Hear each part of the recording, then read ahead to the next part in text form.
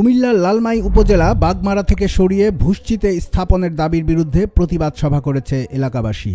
14 November বৃহস্পতিবার কুমিল্লা নোয়াখালী আঞ্চলিক সড়কের জয়নগর চৌমুহনীতে এই সভা অনুষ্ঠিত হয়। গত 9 নভেম্বর লালমাই উপজেলা কার্যালয় ভুসচিতে স্থাপনের দাবিতে মানববন্ধন করে ভুসচি উপজেলা বাস্তবায়ন পরিষদ নামে একটি সংগঠন।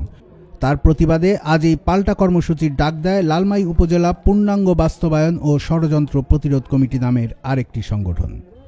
আন্দোলনকারীরা জানান, 2017 সালে লালমাইকে স্বতন্ত্র উপজেলা ঘোষণা করে গেজেট প্রকাশ করে সরকার।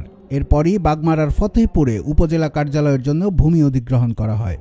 বর্তমানে ওই স্থানে উপজেলা ভবন নির্মাণের কাজও শেষ পর্যায়ে রয়েছে। তারা বলেন, লালমাই উপজেলা যেখানে শুরু হয়েছে কার্যালয় সেখানেই হতে হবে।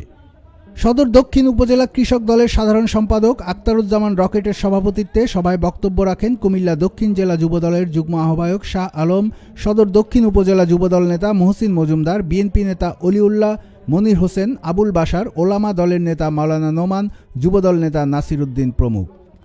ইকবাল হোসেনের সঞ্চালনায় সভায় স্বাগত বক্তব্য রাখেন রূপসী বাংলা কলেজের প্রভাষক নাজমুল হাসান। এছাড়াও উপস্থিত ছিলেন আবু তৈয়ব সর্দার, আবুল কাশেম মেম্বার, যুবদল নেতা বিল্লাল হোসেন, নাসির উদ্দিন, তোফায়েল হোসেন রুবেল সহ বিভিন্ন রাজনৈতিক দল ও সামাজিক সংগঠনের নেতৃবৃন্দ।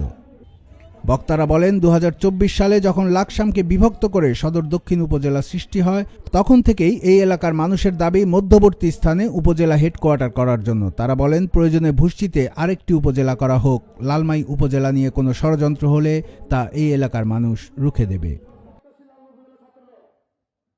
কুমিল্লার কাগজ নিউজ ডেস্ক।